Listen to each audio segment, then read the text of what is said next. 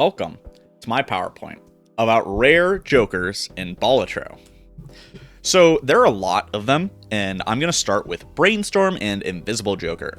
Brainstorm is really good.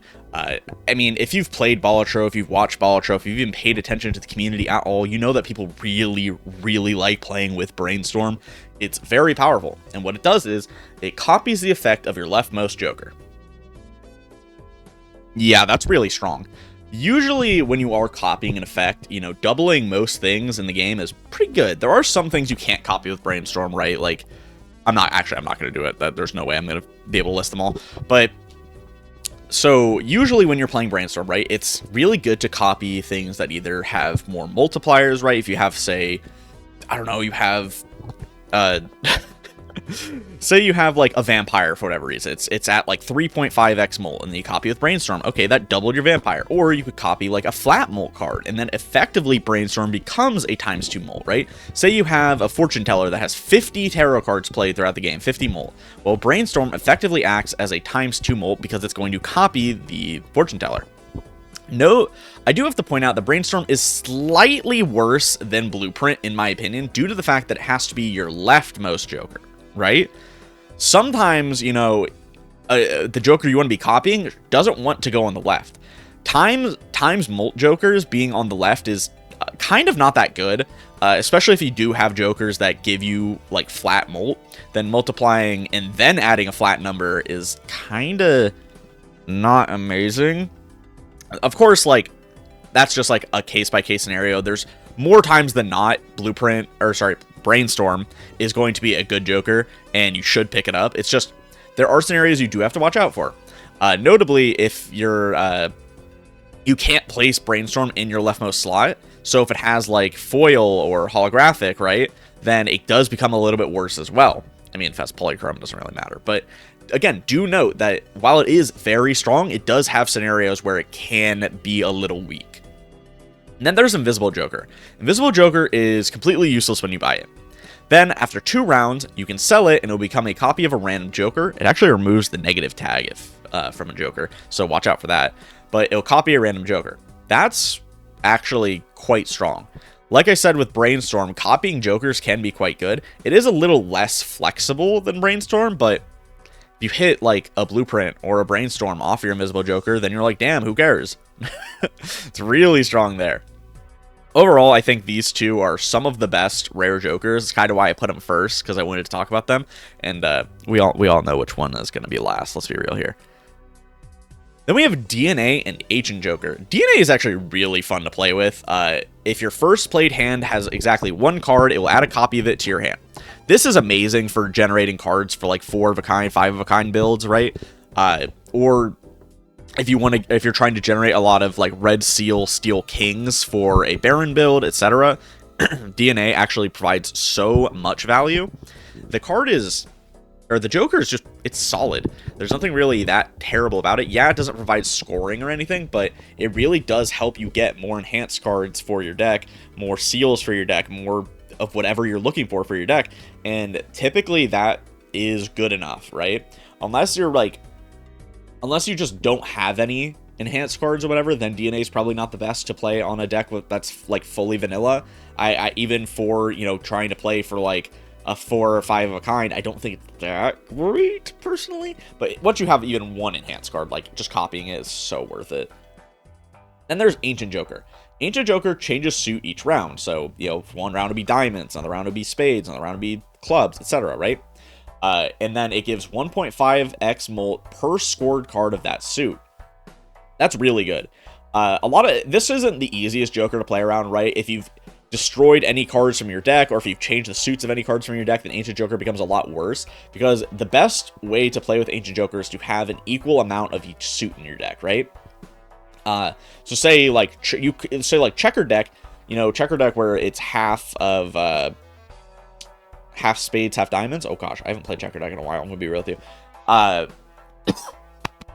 Sorry. If it's half spades, half diamonds, then Ancient Joker is completely useless half of the time, right? So you want to have as many suits as you can that are all equal, and then Ancient Joker gets a lot of value, because times 1.5 molt per card scored is a lot of score. It is a lot. Then there's Baseball Card and Baron. Baseball Card adds a 1.5x multiplier per uncommon joker you have. If you have 3 uncommon jokers, it's 3.375 times molt. Then you get stronger than a lot of times molt options.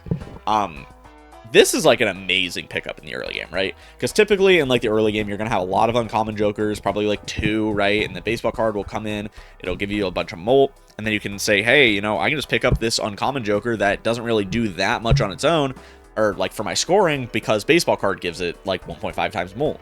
It basically turns every uncommon into a polychrome, which is really good. Baseball card does I mean, it definitely is fine in the late game, right? In the later antes, but as you start transitioning out of uncommon jokers towards, you know, specific ones that you're looking for, like say, you know, I mean, photograph, hanging chad, those are that's commons, right? So, and that's a really strong combo, stronger than baseball card. So baseball card kind of, it's not that it itself falls off. It's actually such a powerful effect. It's that a lot of uncommon jokers kind of fall off in the late game. You want to pick up some more rare jokers, maybe even a legendary. So there is that. Baron, of course, right? Everyone knows Baron at this point. Gives you 1.5 times molt per king held in your hand. This goes absurdly well in the late game. This is like one of the best engines for going endless in the entire game, right? You fill your hand with red seal steel kings, you get mimes, you get blueprints, you get brainstorms, and then you just get so many cryptids with Perkio. And you go ultra late game, you try to hit a high score, you can hit the Nan Inf with this. It's one of the few ways, I don't know the other ways, I'm going to be honest with you, but I know there are other ways to do it, but this is easily the most well-known. Of course it is, because it makes use of Perkio. But Baron is so good in Endless, right? In, you know, the regular, like, 1 to 8 antes, it can be good, right? Especially if you do play for Baron, it can be quite good, right? Because it turns all your kings into steel cards, right? Which can be pretty good. But I think you probably need to have more than 4 kings for Baron to be a worthwhile pickup. I'm not sure how many more. Probably close to like 7 kings out of, like, you know, your 52 cards is what I would say. Maybe 8. And then Baron becomes like actually worth picking up. But I think that if you do find it, it's probably going to be better than a lot of things you find, because again, it does just turn your kings into steel cards, and steel cards are pretty good. So I don't think that you ever pass up on Baron unless it's like ultra late game and you don't have any kings because you destroyed them and like etc, right? I think you're usually going to take it just because it's not that hard to set up, right? Deaths, strengths, you know, you can add kings to your deck. It's just pretty consistent. Or DNA. I talked about that already. Then there's Campfire and Driver's License. Campfire gives 0.25x molt per card sold until you beat the current boss blind, right? So it can be really strong. You can sell tarot cards, you can sell planet cards, you can sell spectral cards if you want, I guess. So you can do that, or you can sell jokers, right? And it can give you a lot of molt, right? If you sell 10 cards, it'll give you 2.5x molt, and that's not amazing, but sometimes in the late game you have like hundreds of dollars and nothing to spend it on, so just selling for Campfire can be quite good.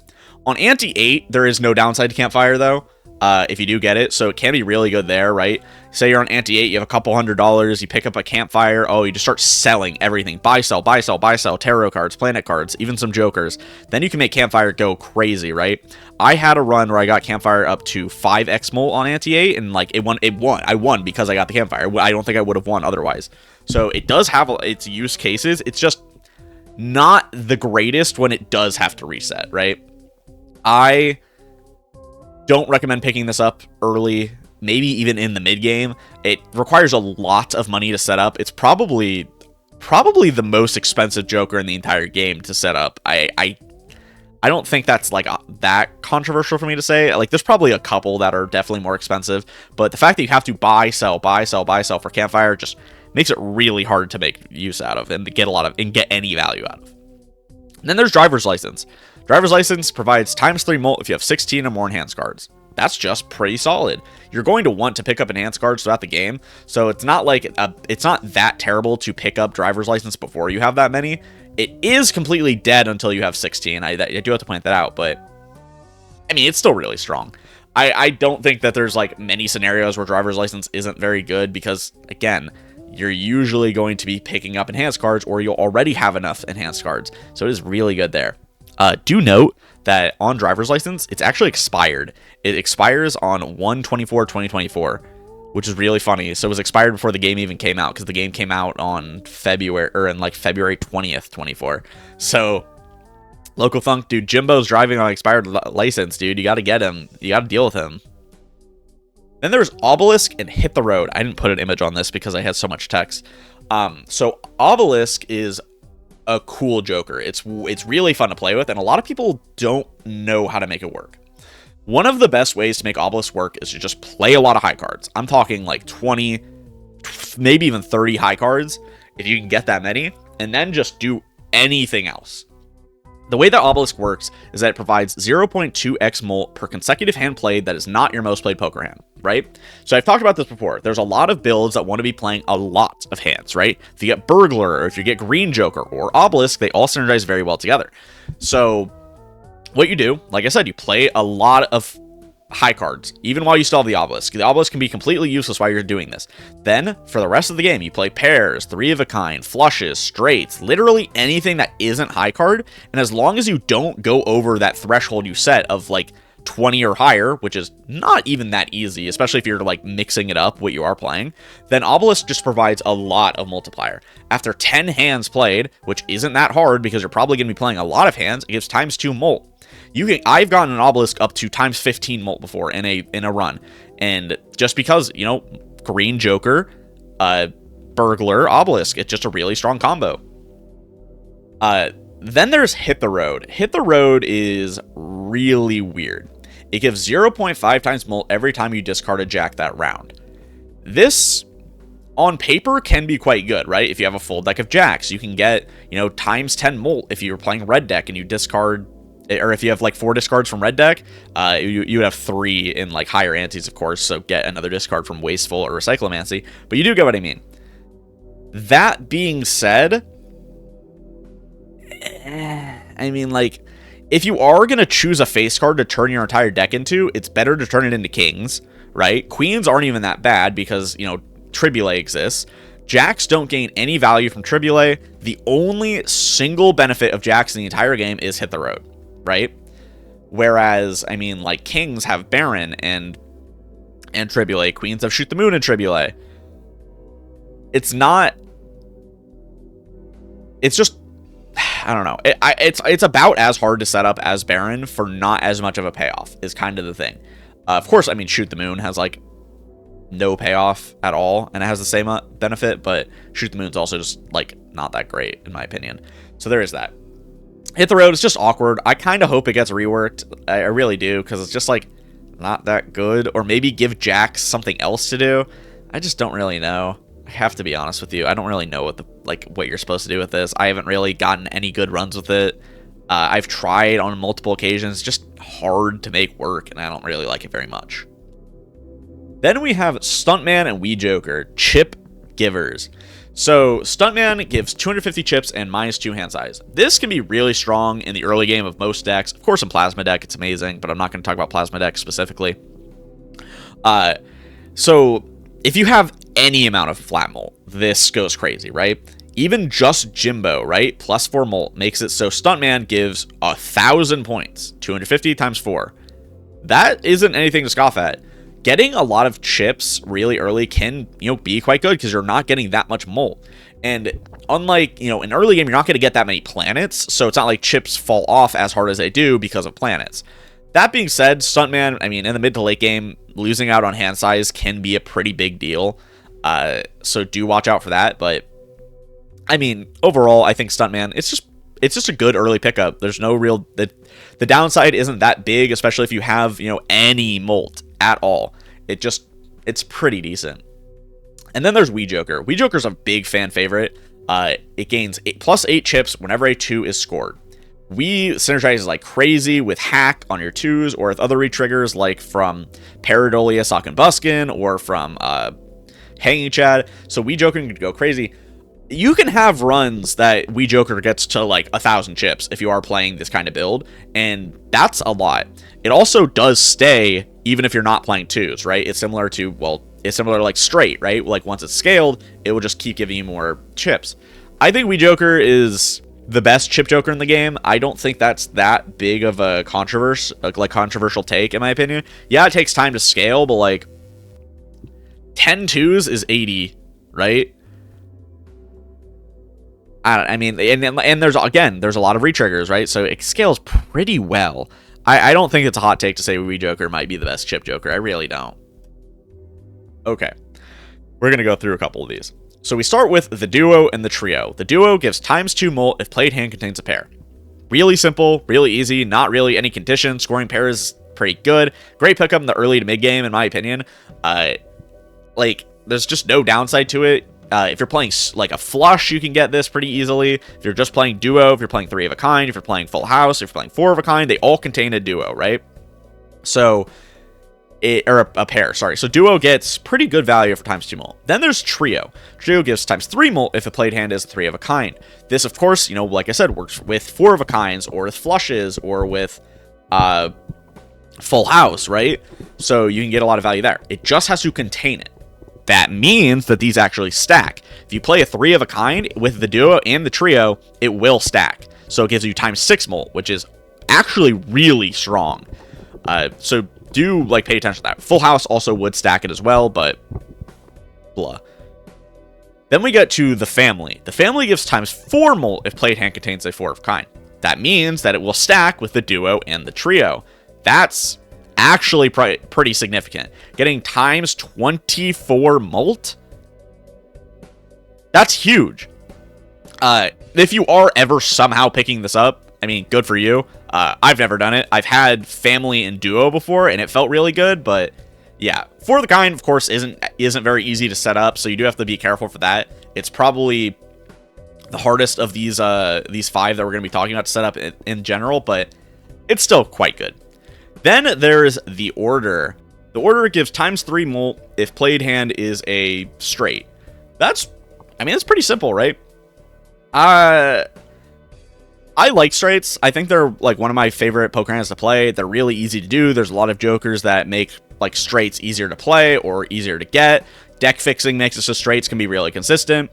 Like straight flushes are really fun to play because they give 100 ×8 base molt. That's a lot to deal with, or base chips, sorry. That's a lot. Base score, 100 chips, 8 molt. It's a lot to deal with, right? So it can be really fun. Runner, again, is one of my favorite jokers, so it can be really, really fun to play with. I don't think that, like, I don't think that straights are that hard to get. I've said this before. I think that, obviously, they're not easy, right? But once you get any kind of deck fixing, you can really set it up. You start cutting, like, your 2s and your aces, your kings and your queens, right? Your 3s and 4s. So you start working towards 10, 9, 8, 7, 6, 5. So you can hit straights really consistently. And if you do that, I mean, obviously the order is going to be amazing. So, yeah. And it's free, right? There is no actual condition aside from playing the poker hand. Sorry. Then there's Tribe and Vagabond. Tribe gives ×2 molt if played hand contains a flush. Flushes are the easiest 5-card hand to make by far, but I don't think a flush is as easy to play as a pair, right? I don't know if it should be ×3 like trio or order, but it definitely should be more than ×2, right? Maybe times like 2.5 would make more sense because I don't think a flush is nearly as easy to get as a pair. So I don't think it should be the same molt as the duo, and I think that makes the Tribe the worst of these 5 because of that, right? Because a flush, while it's not as hard to get as a straight or a 4 of a kind, still not, it's just not as easy, and getting less for it is just not great. Then there's Vagabond. Vagabond gives you a tarot card if you play a hand with $4 or less. This is, of course, really strong in the early game. It can be really strong if you're not getting, like, if a lot of your money is actually coming from your jokers rather than like investment, or if you're playing like green deck, I guess. rather than rather than interest, then of course Vagabond can actually be really good. You roll down and then you get all your money from your jokers, then you roll down, etc. You keep getting more value from Vagabond. You can get a lot of tarot cards from Vagabond because it's based on played hands. So if you just keep playing more hands, you can do it. It can be quite good. It's really powerful for deck fixing, of course, right? I talk about that all the time. You can hold on to like Hermits or Temperance you get until end of combat, or I guess it's not combat, end of blind, and it can be really good there. Overall, Vagabond's just solid. It's definitely not the easiest to use, and there's a lot of scenarios where it is completely useless, but that's how a lot of Jokers are, right? There are a lot of scenarios where a lot of Jokers are useless, so don't hold that against Vagabond. Blueprint. I think that it's fair to say the Blueprint is the best Joker in the entire game. I don't really know what could be better. What it does is it copies the effect of the Joker to the right of it. That means that Blueprint doesn't really have the issue of Brainstorm, where if you're playing like a times molt, you don't want to put it on the far left. If you are playing a flat molt, you can put Blueprint over there, left of it, and it'll get more flat molt. It copies so many Jokers. There of course some it doesn't copy, right? Like I'm not gonna go through it because I don't even know which ones fully get copied and don't, because there's so many. But it's just amazing. I don't think anyone can really argue that Blueprint isn't one of the best Jokers in the game. I do think it's fair to say it is the best one as well. It's just so powerful. Copying your Barons for your endless runs is amazing. Copying your money generation for like end of round. Like say you have like just something like Golden Joker, then it makes Blueprint into another Golden Joker. You can put it on Space Joker to get more level scaling. Put it on Burnt Joker to get more level scaling. There's literally like an infinite amount of things you can do with Blueprint. I guess it's not infinite, right? There's a finite amount of combinations you can have with Jokers and Blueprint in this game, but it's effectively infinite, right? It's not possible to play all the like permeations of what you can do with Blueprint, and it's just so good, and it's so simple. It just copies the effect of the Joker to the right of it. So elegant, so simple. I love Blueprint. Anyway, that's gonna be it for me. If you guys enjoyed, make sure to like, comment, and subscribe. My Discord's actually popping off with all the people joining from Balatro, so if you would like to join, it's either right there on the screen or it's going to be in the description. You guys can, of course, follow my other socials. I want to stream on Twitch, but I don't know if streaming on Twitch is very good. I tried doing it, and I only got like 2 viewers. I have to be honest, all of my audience is on YouTube, so I might be just only stream on YouTube, but I like streaming on Twitch more. The features are better than it is on YouTube. Whatever, I'm rambling. I'll see you guys next time. If you enjoyed, like, comment, subscribe. Peace out.